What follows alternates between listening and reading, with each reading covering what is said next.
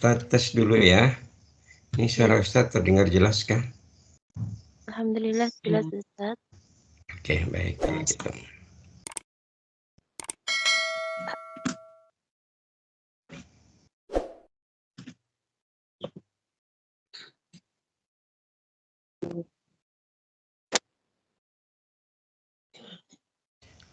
Baik, kita mulai ya.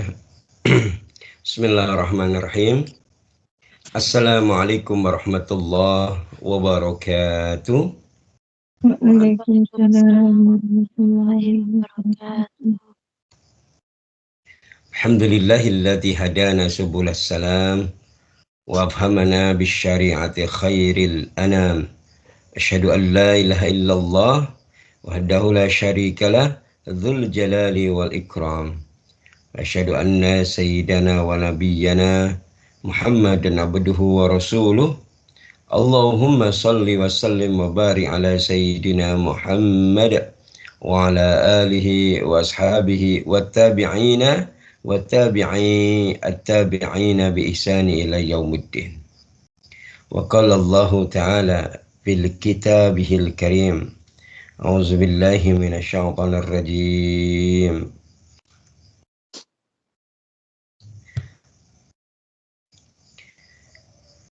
Wa idh yarfa'u Ibrahimul qawa'ida minal baiti wal Ismail.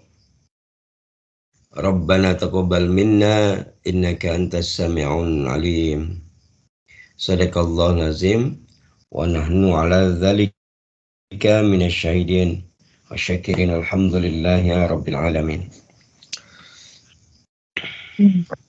Para santri yang mulia, kita awali kajian kita di pagi yang membahagiakan kita ini dengan bersama-sama membaca basmalah.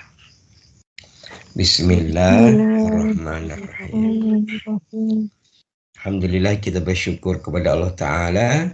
Di pagi ini Allah masih terus menerus memberikan karunia-Nya kepada kita. Wabil khusus karunia iman wal Islam juga asyihah.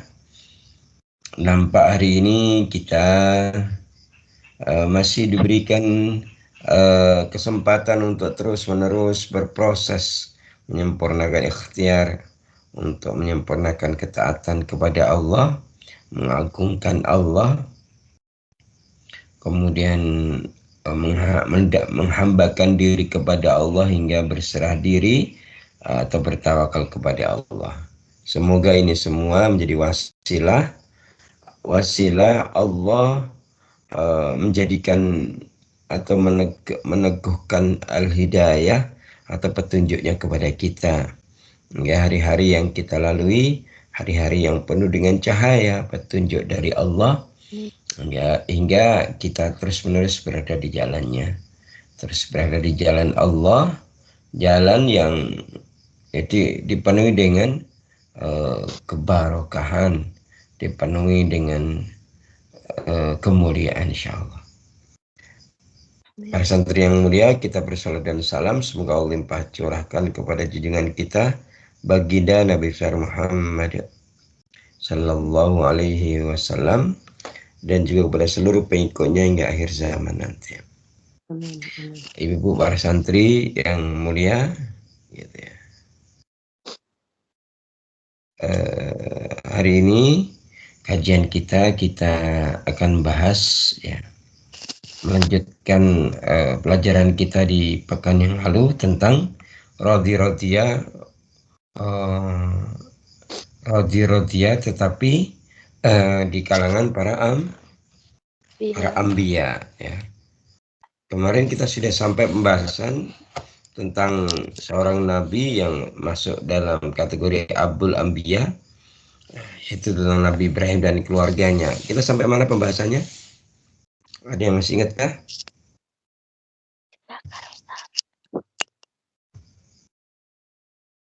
Sampai mana? Surah Ibrahim ayat 37. Surat Ibrahim ayat 37. 37. Oke, baik ya. Hadirin para santri yang mulia ya. Jadi berarti kita sampai ke pembahasannya sampai ketika Nabiullah Ibrahim diuji dengan apa? Diuji dengan ketika Allah merintahkan Nabi Ibrahim untuk membawa istrinya yaitu Siti Hajar dan putranya Ismail yang masih menyusui untuk hijrah kemana? Ke lembah Mekah ya, gitu ya, ke lembah Mekah gitu ya. Dan di dalam surat Ibrahim itu ketika 7 itu bentuk apa? Bentuk doa gitu ya. Bentuk apa? Doa. Doanya siapa? Doanya Nabi Ibrahim alaihissalam ketika meninggalkan istrinya Hajar dan putranya Ismail yang masih menyusui itu ya. Ketika di situ Nabi Ibrahim berdoa, Bismillahirrahmanirrahim. Rabbana inni askantu min dzurriyyati biwadin ghairi dzi zar'in 'inda baitikal muharram. Rabbana la yuqimu sholata faj'al af'idatan minan nas tahwi ilaihim warzuqhum minas samarati la'allahum yashkurun gitu ya. Ya Allah, sesungguhnya aku telah menempatkan sebagian keturunanku di lembah yang tidak ada tanamannya, gitu ya, dan berada di sisi Baitullah atau rumahmu yang dihormati. Gitu. Ya Tuhan kami, demikian itu kami lakukan agar mereka melaksanakan sholat.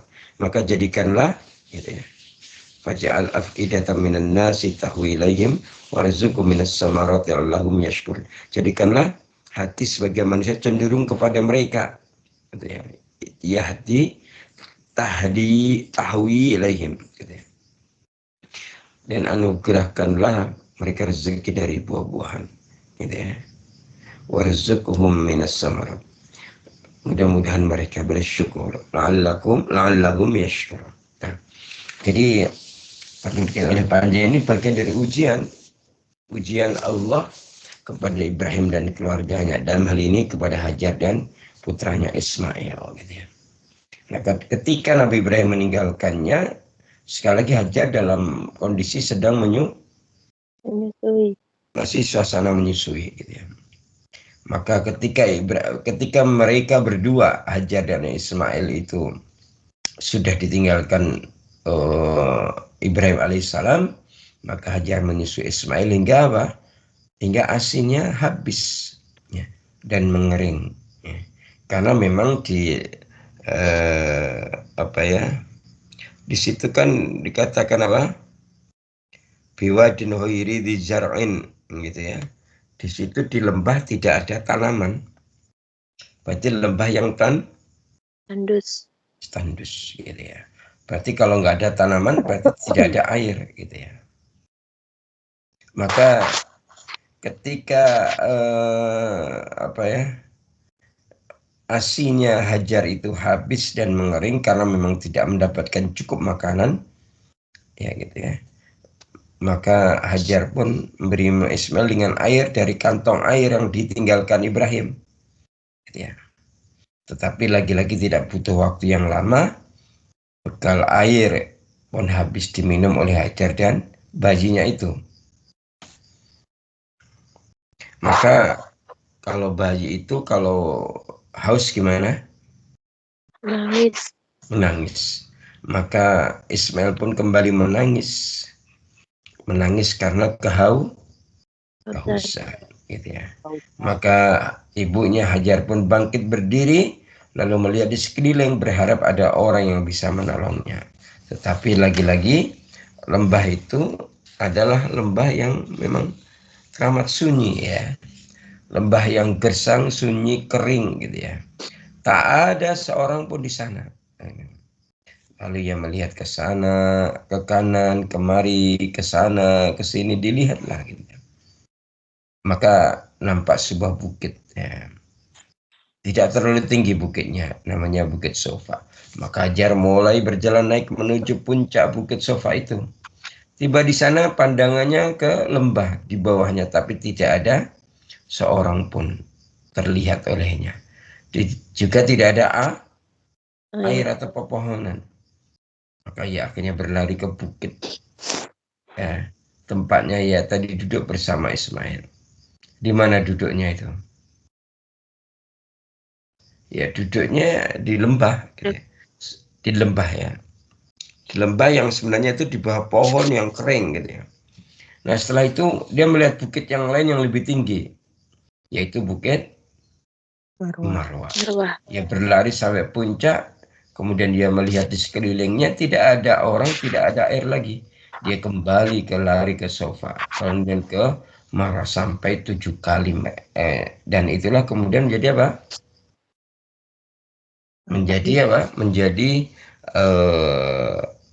Menjadi ibadah, serangkaian ibadah dalam rukun haji maupun umrah yang disebut dengan sa'i. Dan gitu ya. Jadi apa sih pelajarannya? Ya pelajarannya adalah pertama ternyata adalah ya tadi ketaatan tentunya. Pelajaran tentang apa? Ketaatan gitu ya. Kita belajar dari mereka bahwa sesuatu yang diperintahkan oleh Allah gitu ya.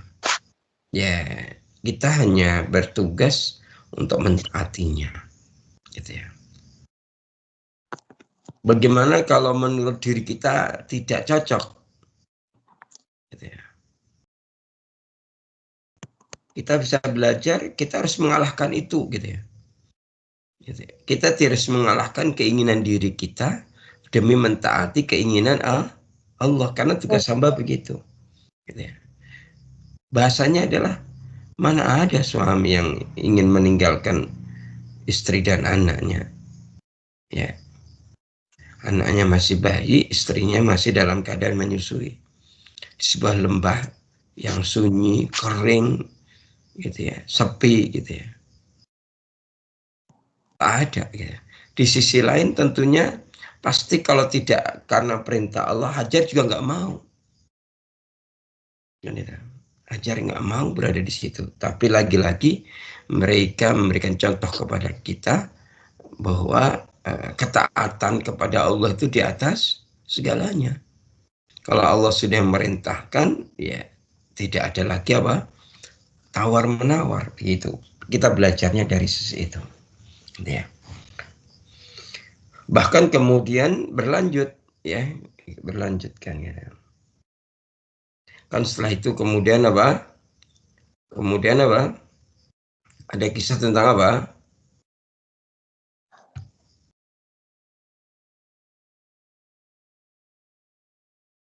Kisah tentang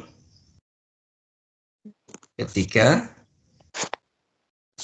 setelah berlari berapa kali tadi?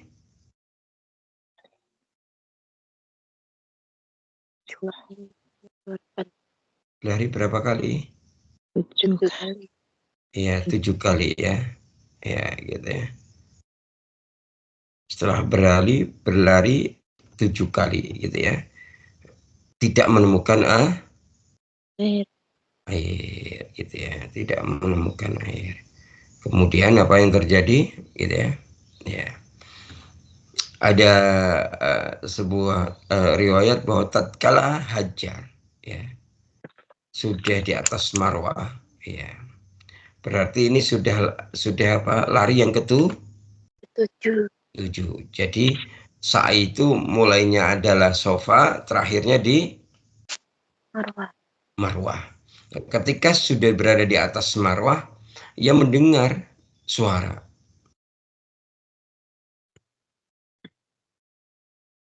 Gitu ya. Dia mendengar suara gitu ya. Gitu ya. Nah, Hajar ini berkata kepada dirinya, uskut, diamlah kau, gitu ya. Lalu ia mencari dengar dengan seksama, ya. Ini dia jadi memasang telinga, begitu loh bahasanya Hajar ini. Kemudian ketika ada suara itu, Hajar berteriak, engkau sudah mendengarkan suaramu, katanya. Bila memang engkau bisa menolong, maka tolonglah. Ternyata suara itu dari Dari mana? Sebuah tempat di dekatnya siapa? Di dekatnya Ibrahim. Ismail. Ismail. Ismail. Ya. Di dekat, ternyata di sana didapat sosok malaikat, ya, di tempat air Zam-Zam.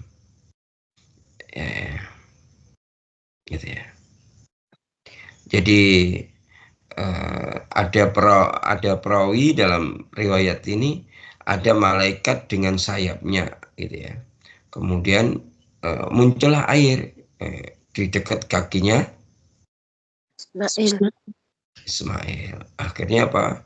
Ya sudah, kemudian Hajar segera berlari ke situ dan membendung air itu, kemudian menciduknya ke dalam sebuah wadah, kemudian baru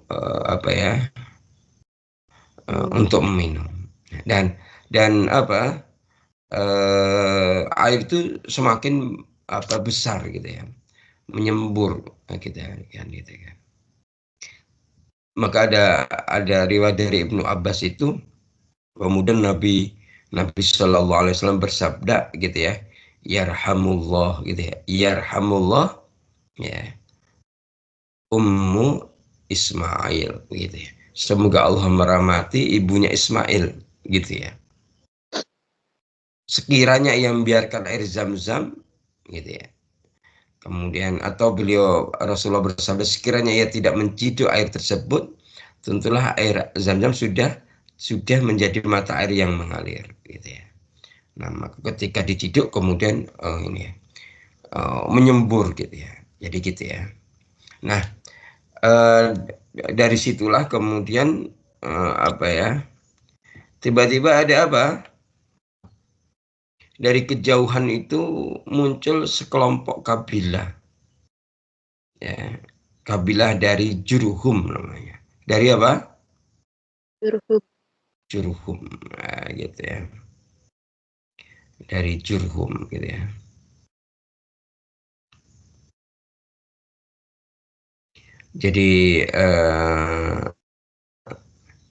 Jadi ketika kabilah dari Jurhum ini melakukan perjalanan, dan mereka rombongan ini apa?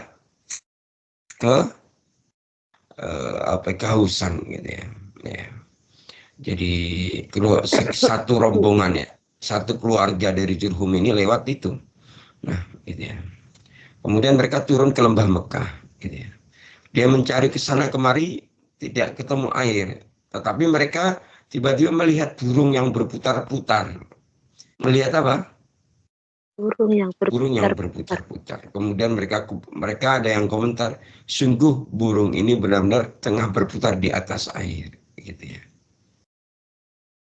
Jadi mereka tidak tahu ada sumber air mata airnya di mana, tapi dengan melihat melihat burung yang berputar-putar, berarti di bawahnya ada air. Lalu suku Jurhum ini mengutus satu atau dua orang, dan ternyata sampai di sana utusan itu memberitahu bahwa di sana ada air. Akhirnya rombongan Jurhum ini mendatangi, sementara Ummu Ismail atau Hajar tadi berada di sisi air itu. Maka kelompok Jurhum ini berkata, apa engkau mengizinkan kami untuk singgah di tempat ini? Gitu ya. Kemudian Hajar mengatakan, iya, akan tetapi kalian tidak punya hak atas air ini. Maka mereka pun balas, na'am, atau iya. Akhirnya di situ Hajar dan Ismail punya teman dari suku Jurhum. Gitu ya. Jadi gitu ya. Nah, setelah itu lama-lama keluarga Jurhum ini membuat rumah di sana. Sementara apa? Nabi Ismail terus tumbuh menjadi pemuda, kemudian mempelajari bahasa Arab, gitu ya, dari mereka, dari Jurhum ini. Gitu. Akhirnya Ismail ini tumbuh menjadi laki-laki yang kuat, pemuda yang kuat, pintar, gitu ya. Bahkan membuat kaum Jurhum tadi terpesona dan terpukau, gitu ya. Dan ketika Ismail sudah beranjak dewasa, Akhirnya apa? Ismail itu dinikahkan dengan wanita dari suku Jurhum tadi. Nah, ketika menikah itulah kemudian ibu Ismail kemudian meninggal. Jadi gitu. Nah, ada peristiwa sebelum itu, gitu ya. Ada peristiwa sebelum apa namanya? Sebelum Ismail menikah dengan wanita dari Jurhum, ada kisah sebelum ibu Ismail meninggal, yaitu kisah tentang apa? Peristiwa Nabi Ibrahim diperintahkan Allah untuk menyembelih Ismail. Ismail. Ini berarti Ismail kala itu masih Muda. masih pemuda ya, gitu ya. Masih sedang tumbuh-tumbuhnya, gitu ya. Sedang apa? Tumbuh-tumbuhnya, nah, gitu ya. Sedang tumbuh-tumbuhnya, sehingga apa namanya?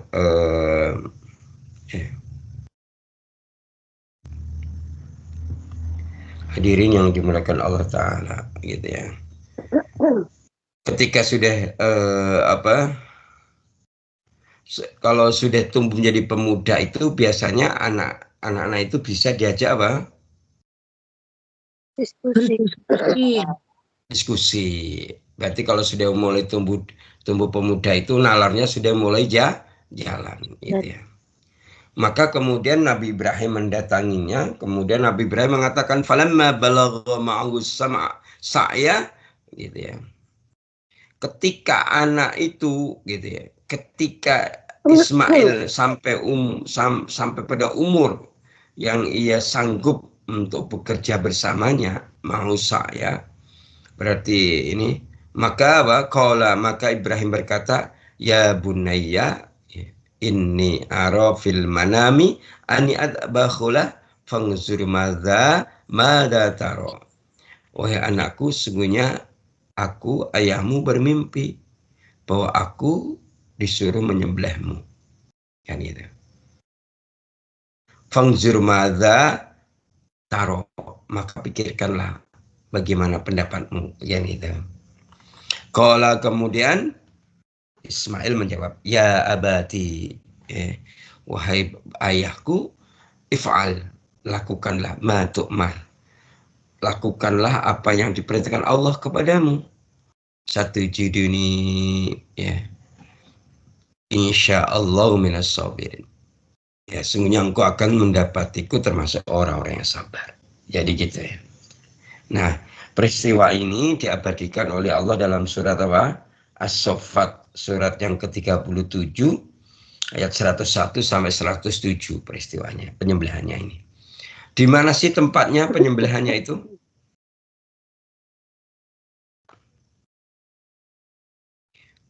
Jenengan nanti kalau tidak umroh atau haji, ya, jenengan nanti akan diajak city tour ke Padang Arafah.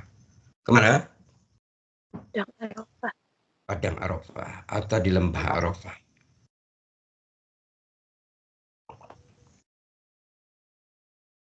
Di Lembah Arafah itu di tengah-tengahnya ada Jabal Rahmah. Ada apa? Jabal Rahmah. Nah, setelah selesai di situ, naik bis lagi, lanjutkan perjalanan menuju Musdalifah, kemudian ke Mina. Ke Musdalifah itu tempat untuk para jamaah haji mengambil batu untuk apa? Melakukan jamarat ke Mina, melempar batu, nah, gitu ya. Nah, ketika kita perjalanan dari mana tadi? Arafah menuju kepada Musdalifah, maka nanti setelah sekian mungkin sekian kilo ya, pasnya Ustadz tidak paham ya, sekian kilo gitu nanti kita bisa melihat sebelah kiri itu ada bukit. Nah, bukit itu di atasnya ada dibangun rumah kecil yang di atasnya ada kubah. Dan disitulah itu sebagai pertanda bahwa disitulah Nabi Ibrahim alaihissalam, gitu ya. Nabi Ibrahim alaihissalam mengajak Ismail, gitu ya. Untuk kemudian Ibrahim membaringkan putranya di atas batu di situ, kemudian menempelkan salah satu pipinya ke batu dan malingkan wajahnya agar dia tidak melihat wajah putranya itu. Saat itu Ibrahim apa? Menempelkan pisaunya ke leher putranya itu. Kan itu. Gitu ya. Nah, tempatnya di situ. Yang tadi saya sampaikan. Gitu ya. Maka ketika Nabi Ibrahim sudah menempelkan pisaunya, Allah memanggilnya. Ya Ibrahim, hentikan dan jangan kau teruskan mengorbankan putramu itu. Gitu ya. Engkau telah mencapai tujuan dari ujian atas dirimu ini. Kami telah melihatmu sebagai hamba yang tunduk patuh dan bersegera menjalankan perintah Tuhanmu. Sungguh ini merupakan ujian yang sangat berat dan sangat sulit untuk menguji keimananmu dan kau berhasil melewatinya. Maka ambillah domba ini dan sembelihlah sebagai tebusan untuk anakmu. Ya, gitu ya. Nah itu riwayat ini ada ya dalam sebuah, ini Ustaz ambilkan dalam sebuah kitab ya, yang berjudul Ma'a al-Anbiya fil Qur'anil Karim, bersama para nabi dalam Quran yang mulia, begitu ya judulnya, Ma'a al-Anbiya fil Qur'an al-Karim ya. Syekh Afif Tobaroh yang menulis. Nah, riwayat tadi yang sampai kepada apa? Sampai kepada Nabi Ismail diganti dengan domba. Baik, saya pikir cukup ya tentang Nabi Ibrahim alaihissalam. Ya, artinya bahwa ujiannya Nabi Ibrahim itu berat sekali kan itu. Jadi itu. Walaupun setelah itu kan ada kisah-kisah yang lain ya, gitu ya. Kisah-kisah yang lain gitu ya. Maksudnya apa kisah yang lain ini? Ya tadi ketika apa? Ketika setelah menikah, setelah Nabi Ismail menikah kan gitu ya. Kan itu. Maka dalam beberapa kitab dijelaskan gitu ya. Ketika sudah beranjak dewasa, kemudian kaum Jurhum menikahkan Ismail dengan seorang wanita di kalangan mereka, saat itu Hajar meninggal ya. Nah, setelah menikah itu ya, maka dari Hebron, dari Palestina, Nabi Ibrahim datang ke Mekah hendak melihat keluarganya yang ditinggalkan. Ya. Sesampainya di rumahnya Hajar, gitu ya. Ini Nabi Ibrahim tidak berjumpa Ismail. Ya. Ketika dia ketuk, ternyata yang datang siapa? Yang buka siapa? Menantunya. Istrinya atau menantunya. Kan itu ya. Dan pada saat itu, kira-kira menantunya tahu nggak kalau itu bapaknya Ismail? Tidak tahu, karena memang belum pernah ketemu, gitu ya. Maka Ibrahim bertanya kepada istrinya Ismail gitu, tentang Ismail alaihissalam. Kemudian istrinya Ismail berkata, ia sedang keluar mencari rezeki untuk kami. Kemudian Nabi Ibrahim bertanya lagi tentang keadaan dan kehidupan mereka. Kemudian istrinya Nabi Ismail menjawab, ketika Nabi Ibrahim bertanya bagaimana keadaan kalian, istrinya Ismail menjawab, kami dalam keadaan tidak baik, kami dalam kesempitan dan selalu dalam keadaan bersusah payah. Jadi pada saat itu istrinya Ismail berkeluh kesah, mengeluhkan keadaannya kepada Nabi Ibrahim, gitu ya. Jadi kan coba sambil ini. Jadi Nabi Ibrahim itu Abul Anbiya. Nggih? Betul nggih? Betul. Yang kedua gelarnya Khalilullah. Khalilullah gitu ya. Punya anak Ismail gitu ya, luar anak yang udah ganteng, pinter gitu ya. Gitu ya. Tapi ternyata keadaannya apa? Miskin. Iya. Padahal itu keluarga Nabi. Padahal kalau mau yang namanya kekasih Allah itu minta kepada Allah pasti Allah kasih. Ya, gitu. Ini pertanda apa? Ini maksudnya apa gitu ya? Kita harus memahami hikmahnya gitu ya. Bahwa lagi-lagi kita dapat pelajaran bahwa nilai manusia di hadapan Allah tidak diukur dengan dunia, bukan dengan harta benda. Makanya kenapa Allah Ta'ala menegaskan melalui nabinya bahwa Allah itu apa? La yang zuru fi syuarakum wa amalikum. Bahwa Allah tidak melihat rupa-rupa kamu dan tidak melihat harta-harta kamu. Walakin akan tetapi yang Allah lihat apa? Ya Allah melihatnya apa? Yang zuru fi qulubikum wa amalikum. Tapi Allah yang Allah melihat, yang dilihat dalam diri kita itu bagaimana hati kita dan amal kita. Itu yang ini pelajaran berharga gitu ya. Maka ketika istrinya ini, kan kita tahu keadaannya Ismail ini, keluarganya itu pas-pasan, mungkin bahasa kita miskin kali ya. Gitu ya. Istrinya pun mengeluh gitu ya, gitu.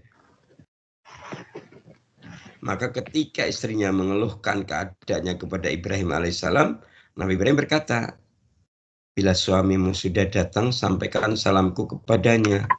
Katakan kepadanya agar ia mengganti palang pintunya. Nah, gitu kan. Maka ketika Ismail datang, seolah-olah ia mendapati sesuatu. Jadi Nabi Ismail ini terasa kalau tadi ada yang datang gitu ya, dan itu bapaknya gitu ya, kan gitu. Kemudian Ismail bertanya kepada istrinya, apakah ada seorang yang datang kepadamu? Ya. Kemudian istrinya menjawab, ya ada orang tua datang kepada kita seperti ini dan itu. Dia menceritakan tentang keadaan Nabi Ibrahim. Kemudian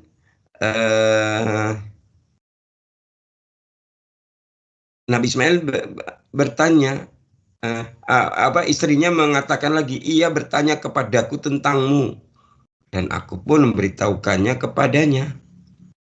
Ya. Bahkan kemudian kata istrinya, ia bertanya kepadaku bagaimana kehidupan kita, maka aku beritahukan kepadanya aku dalam keadaan sulit dan payah. Maka Ismail bertanya kepada istrinya itu, apakah ia berpesan sesuatu kepadamu? Maka si istrinya menjawab, iya, ia suruh menyampaikan salamnya untukmu dan ia berkata agar Ismail mengganti apa? Palang pintunya, gitu ya. Maka Ismail berkata, wahai istriku, ketahuilah itu adalah ayahku. Dan ayahku menyuruhku untuk menceraikanmu. Maka pulanglah engkau kepada keluargamu. Gitu ya. Artinya di sini pelajarannya apa? Pelajarannya seorang istri itu tidak dibenarkan dalam syariat agama untuk menjelek-jelekan suami. Ya, bahasanya mengeluhkan keadaannya kepada orang lain. Bahasanya kan Ibrahim ini orang lain karena apa? Mbaknya. Kan nggak ngerti, nggak kenal kan gitu nggak? Jadi apapun keadaan keluarga kita, ya, seorang istri nggak boleh menceritakan kepada siapapun, gitu. Keadaan hatta kepada orang tuanya atau mertuanya pun, gitu. Itu pelajarannya. Jika ada kesulitan, biar kesulitan itu hanya menjadi kesulitan yang diketahui oleh keluarga intinya, dirinya dan pasangannya. Orang tuanya nggak perlu tahu. Mertuanya tidak perlu Tahu.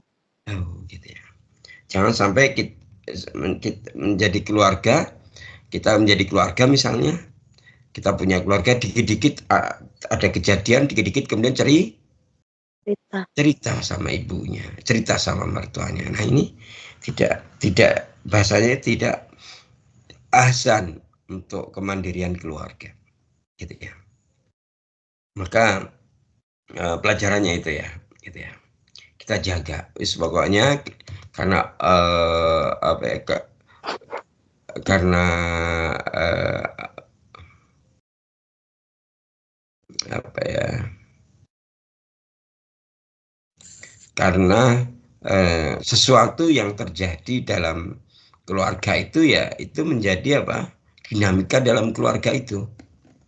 Dan kalau ada dinamika dalam internal keluarga ya sebaiknya hanya keluarga itu yang Tahu. ya gitu ya.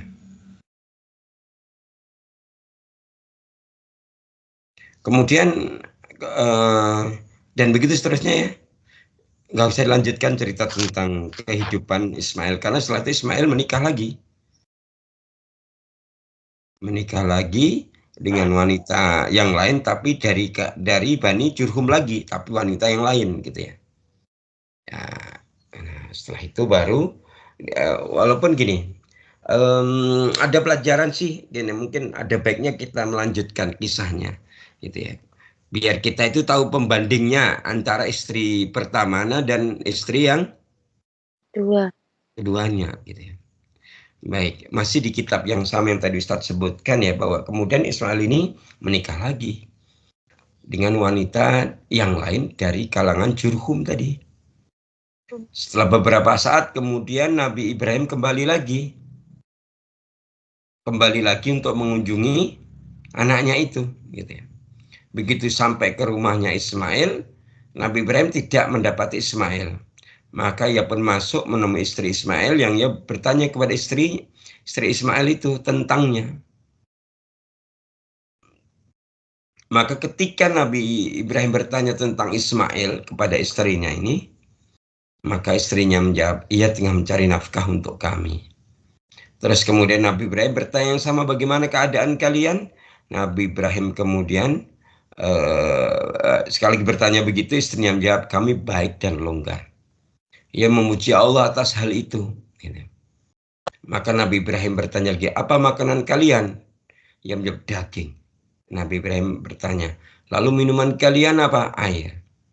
Kemudian Nabi Ibrahim berkata, ya Allah berikanlah mereka daging dan minum air bagi mereka. Gitu ya. Jadi Rasulullah menceritakan tentang kisah ini ya, dalam hadis ini ya. Jadi Rasulullah bersabda begini, ketika itu, ya, ini Rasulullah yang cerita, mereka tidak punya biji-bijian. Sekiranya itu ada pada mereka, tentu Nabi akan mendoakan berkah pada bijian itu, kan itu kan. Jadi apa yang ada adalah dua jenis makanan, air dan daging. Ya, itu. Itu yang ada di Mekah itu cuma itu. Kalau ada makanan selain air dan daging itu berarti adanya di luar Mekah. Gitu ya. Maka setelah itu Nabi Ibrahim berkata, bila suamimu datang, sampaikan salamku kepadanya dan suruh dia agar tetap mempertahankan palang pintunya. Maka ketika Ismail datang, dia bertanya, ada apa? Apa ada seorang yang datang kepadamu? Kemudian istrinya bilang, ya kita kenal seorang tua yang bagus penampilannya. Artinya apa? Istrinya ini memuji siapa? Ibrahim. Kemudian istrinya mengatakan, ia bertanya kepadamu tentang dirimu, dan aku pun memberitahukannya. Kemudian ia bertanya bagaimana kehidupan kita, aku pun beritahukan kepada kita dalam keadaan baik. Kemudian Ismail berkata, apakah ia mewasiatkan sesuatu kepadamu? Gitu ya. Maka istrinya menjawab, iya, ia menyampaikan salam untukmu dan menyuruhmu untuk mempertahankan palang pintunya tadi. Kemudian si Ismail berkata, wah istriku, ya sebenarnya orang itu adalah ayahku. Engkaulah yang dimaksud dengan palang pintu itu. Ia menyuruhku agar tak mempertahankanmu, gitu ya. Dan begitu seterusnya, gitu ya. Jadi kalau dari kisah yang kedua ini gimana? Ya, pertama di situ ada kisah tentang apa ya? Jadi kalau kepada siapapun, bagaimanapun kenyataan keluarga kita, kita kepada siapapun kita harus menceritakan hal yang baik. baik. Ya, gitu. Artinya sesuatu yang terjadi dalam keluarga kita itu, ya apapun itu, gitu ya. Kita harus menyampaikan. Artinya kalau ada orang bertanya, gitu ya, bagaimana keluargamu? Baik-baik saja, begitu. Kan gitu. Ini maksudnya apa? Karena di situ ada doa. Yang kedua ada akhlak, dan yang ketiga apa? Bentuk apa? Di situ ada bentuk ketaatan dan tawakal. Nah, gitu ya. Dan begitu seterusnya ya. Baik, cukup ya. Ini soalnya ini masih lama dan panjang kalau nanti di bagaimana kehidupan Ismail, gitu ya. Ya. Sampai kemudian bagaimana Nabi Ibrahim kemudian datang lagi, gitu ya. Kemudian Allah merintahkan kepada Nabi Ibrahim untuk binaul Ka'bah, membangun Ka'bah. Kemudian dibantu oleh anaknya Ismail, dan begitu seterusnya. Oke, gitu ya. Sudah cukup berarti ya. Pokoknya kita dalam bab ini kan kita belajar bagaimana keridhaan Nabi Ibrahim dan keluarganya atas semua ketetapan yang Allah berikan kepada mereka. Ya. Semuanya diterima dengan penuh keridhaan. Ya. Pelajaran berharganya begitu. Baik, begitu ya. Masih ada waktukah?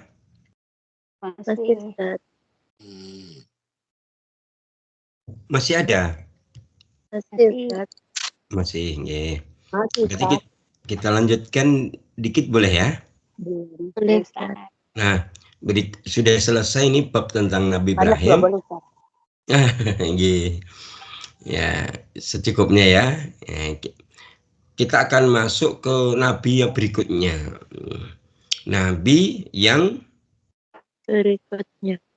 Ya, Nabi yang ridho kepada Allah, Allah pun ridho kepadanya, kan gitu ya. Tentang Nabi yang keturunannya Nabi Ibrahim. Kata Nabi Ibrahim, tapi tidak termasuk Bani Israel, gitu ya. Yang seorang nabi yang gagah, yang tampan, kaya raya, paling kaya raya dan paling soleh di desanya. Kemudian anaknya 12. Kemudian diberikan ujian sakit yang cukup lama, kalau di beberapa riwayat itu 18 tahun. Kira-kira Nabi siapa nih?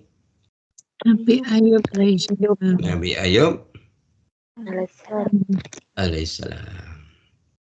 Nah itu ya, kita akan masuk bab tentang Nabi Ayub alaihissalam, gitu ya. Tentang siapa? Nabi Ayub alaihissalam. Nabi Ayub alaihissalam, gitu ya. Nah, kita akan memulainya dengan apa? Memulainya dulu dari namanya nasabnya dulu. Nabi Ayub. Nabi Ayub tadi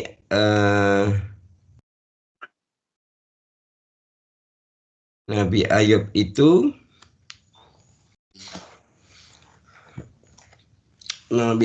itu keturunan dari Nabi Ibrahim alaihissalam. Keturunan dari siapa? Nabi Ibrahim. Nabi Ibrahim alaihissalam. Kemudian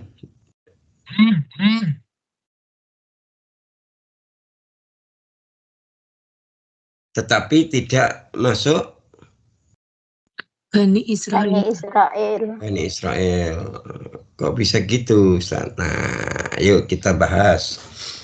Jadi Nabi Ibrahim itu memiliki anaknya berapa? Wah, Berapa, Bu? 2. 2, ya. Nabi Ibrahim memiliki anak 2, ya. Anaknya 2. Siapa? Ismail dan Ishak. Ismail dan Ishak, ya. Oke, sudah ya, clear ya. Jadi Nabi Ibrahim memiliki anak 2, yaitu Nabi Ismail, itu yang lahir duluan ya dari Hajar. Kemudian yang kedua, Ishak dari Sarah. Ishak dari Sarah. Nah, gitu ya. Nah, kemudian dari Ismail ini anak keturunannya ada yang jadi nabi. Siapa?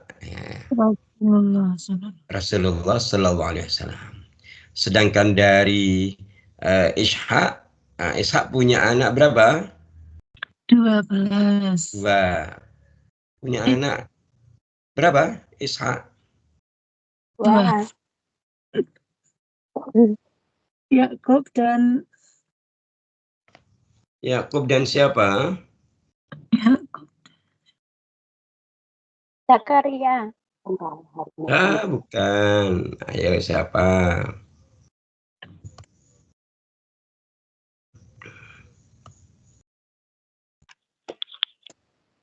Siapa? Jadi Nabi Ishak itu punya anak 2. Pertama Yakub. Betul ya, anaknya 2 ya. Pertama siapa? Yakub. Yakub. Yang kedua Aish namanya atau Ish. Ish. Jadi tulisannya adalah Aish. Jadi alim iya kemudian short. Gitu ya. Kemudian seringnya disebut Ish gitu ya. Seringnya disebut siapa? Ish. Nah, gitu. Nah, gitu. Oh ya, sebelum itu, sebelum ke Nabi Ibrahim ke anak keturunannya, kita perlu naik ke atas dulu. Kalau Nabi Ibrahim sendiri keturunannya siapa? Iya.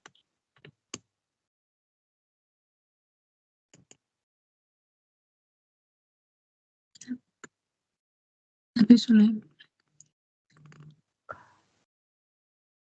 Sinten?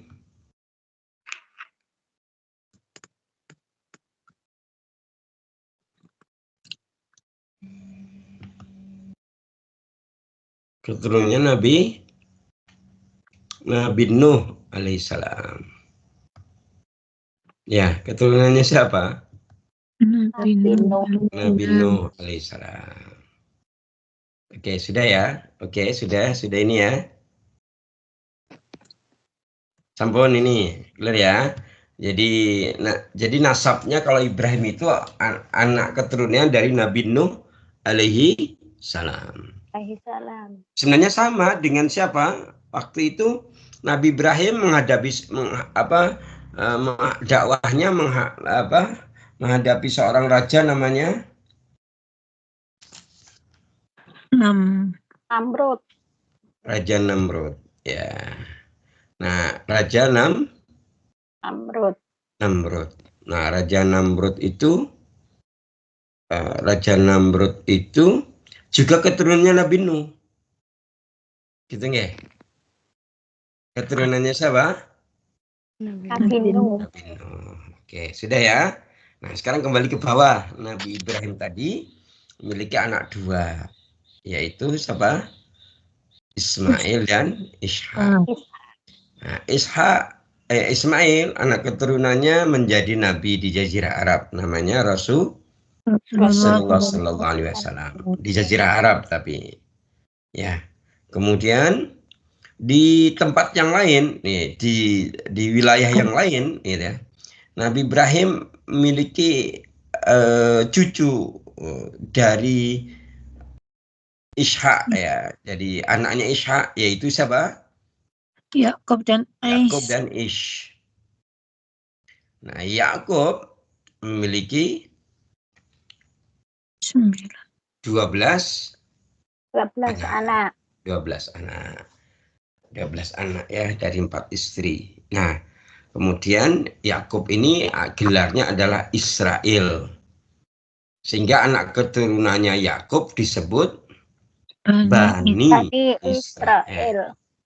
Nah, contohnya siapa Bani Israel itu? Ya, contohnya adalah misalnya dari 12 anak ini ada anaknya namanya Imron.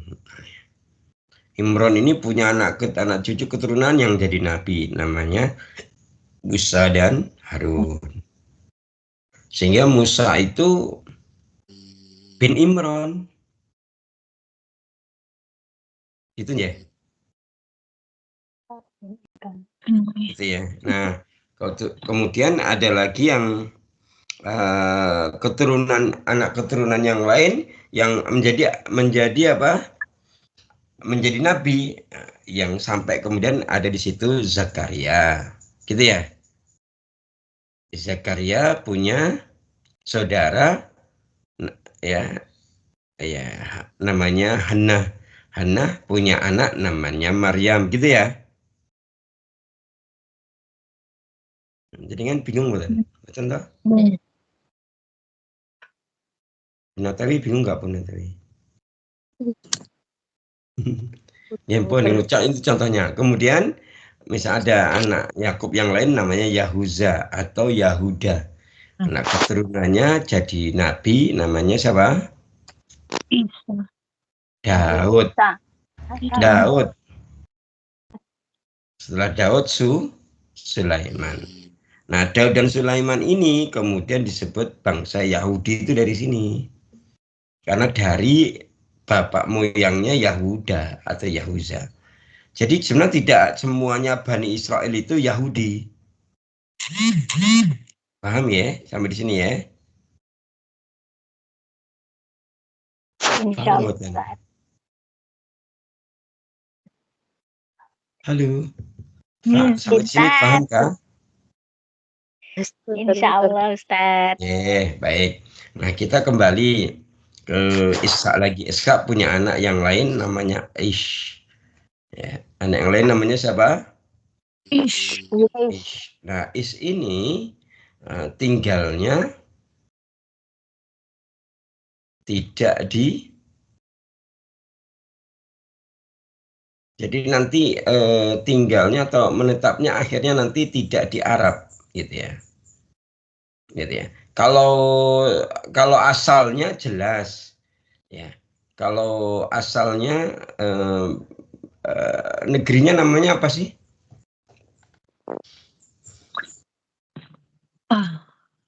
Tempat tinggalnya Yakub sama Is itu di mana? Kan'an namanya. Apa? Kan'an. Nah, kemudian apa namanya? Ayub ini bukan Ayub. Ish ini punya anak keturunan yang nanti menjadi nabi, yaitu apa? Nabi Ayub. Nabi Ayub. Jadi Nabi Ayub itu dakwahnya tidak di negeri Arab, tapi dikenal di negeri Kan'an. Bukan di Kan'an kan asalnya. Asalnya itu ya. Kemudian dakwahnya kemana? Dakwahnya di namanya di negeri apa namanya? Di negeri Rum. Rum ini sebutan dari Romawi. Rum atau Romawi itu sebutan dari kalau sekarang namanya negeri Kali. Eropa. Eropa. Jadi kalau Ais ini anak keturunannya berkembangnya di Eropa. Makanya anaknya Ais itu namanya Rum, anaknya Ais itu. Anaknya Ais namanya apa? Rum. Nah, gitu ya. Rum punya anak gitu ya. Namanya adalah Roza. Roza punya anak namanya Mush. Mush punya anak namanya Ayub. Itu ininya. Nah, Ayub ini menikah dengan sepupunya Nabi Ibrahim, menikah dengan anaknya sepupunya Nabi Ibrahim yang jadi nabi siapa namanya? Harun. Bukan dong, kalau Harun kan Musa. Ibrahim itu punya saudara sepupu yang jadi nabi yang dakwanya di negeri Sodom. Negeri Sodom itu yang di situ negeri yang menyimpang. Nah, kalau istilah sekarang negeri yang di situ penghuninya LGBT. Laki sukanya sama laki, perempuan sama perempuan. Nah, itu kan namanya negeri Sodom. Itu wilayah dakwahnya Nabi Lot. Nabi Lot itu sepupunya Nabi Ibrahim. Nah, kemudian Ayub ini menikah dengan siapa? Putrinya Lut. Oh, Nabi Ayub. Ya, Nabi Ayub ini mohon maaf bukan ya. Nabi Ayub ini bukan menikah dengan ini. Nabi Ayub ini anaknya siapa? Anaknya ibunya. Jadi bapaknya Ayub itu menikah dengan putrinya Lut. Jadi Lut punya anak perempuan. Anak perempuannya Lut ini menikah dengan bapaknya Ayub. Kemudian lahirlah Ayub. Berarti Ayub cucunya Nabi Lot gitu ya Ustaz? Iya, betul sekali. Ayub itu cucunya Nabi Lut dan juga bukan hanya cucunya Nabi Lut. Nah, tapi kalau sama Ibrahim apanya itu? Soalnya ini generasi ke-6 itu apa? Anak, cucu, cicit. Apa setelah cicit itu? Tangga. Ya, pokoknya sampai ini generasi ke-6. Kalau Nabi sama Ibrahim jauh. Kalau sama Nabi Lut secara nasab dekat walaupun sudah nggak ketemu lagi karena Nabi Lut sudah meninggal kan gitu. Jadi gitu. Sudah ya. Tentang silsilah sudah ya. Nah, kemudian Nabi Ayub itu dari keterangan para ahli tafsir, Nabi Ayub itu tinggalnya di Arab Selatan, di daerah Basan, yaitu di Yordania Barat, dekat dengan Laut Mati. Tinggalnya di situ. Kemudian oleh para ahli tafsir juga Nabi Ayub itu dikenal nenek moyangnya atau moyangnya bangsa Romawi kuno. Kan Romawi itu ada dua, ada Romawi kuno, ada Romawi modern. Ada Romawi kuno, ada Romawi modern. Gitu nggih? Oke. Ya. Nah, apa ya? Sedikit kita ini. Jadi kemudian kalau tadi ibunya adalah anaknya Lut gitu ya. Istrinya siapa gitu ya. Kita kan mengenal itu. Jadi mengenal ketika Nabi Ayub itu sakit semua meninggalkannya kecuali Istrinya. Istri setia ini yang mengurusnya. Nah, ternyata istrinya itu keturunan dari Yusuf, anaknya Yakub. Muter-muter nggih, ternyata nggih. Terus. Namanya Rahma. Jadi Ayub itu punya istri namanya Rahma. Rahma itu cucunya Yusuf. Dari anaknya Yusuf yang namanya Efraim. Jadi Rahma itu punya ibu namanya Efraim. Efraim itu salah satu dari anaknya Yusuf. Nah, kemudian ini berarti nanti arahnya ke siapa? Arahnya Yusuf yang dari istrinya siapa? Istri Yusuf yang bernama Rahma. istrinya Yusuf. Istrinya Yusuf. Zulaika. Zulaikha.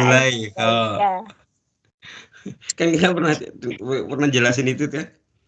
Ustaz. Setelah masa berubah, setelah tua kan jadi muda lagi tuh Zulaikha gitu ya. Kalau dulu itu Zulaikha ngejar-ngejar Yusuf, akhirnya Yusuf gantian. Yusuf ngejar-ngejar Zulaikha gitu kan. Bahkan diajak hubungan pasutri aja nggak mau karena sibuk beribadah kan gitu. Sampai akhirnya Yusuf berkata, aku diperintahkan Allah untuk hubungan pastri denganmu, karena denganmu nanti akan lahir 2 anak jadi nabi.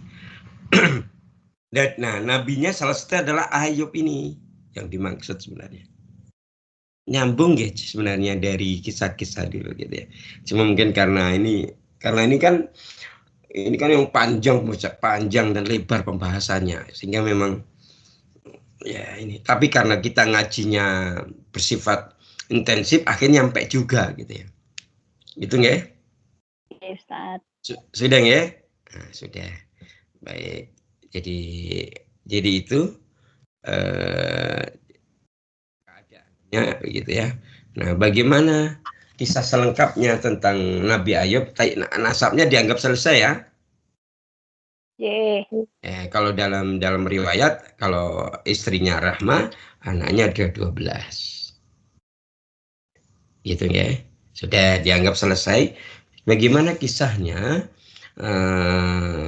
sampai beliau sakit dan bagaimana keadaan sakitnya dan begitu seterusnya, insya Allah akan kita bahas.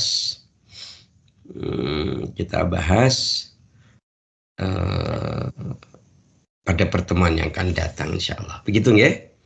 Pertemuan yang akan datang masih tanggal berapa itu? 11 ya?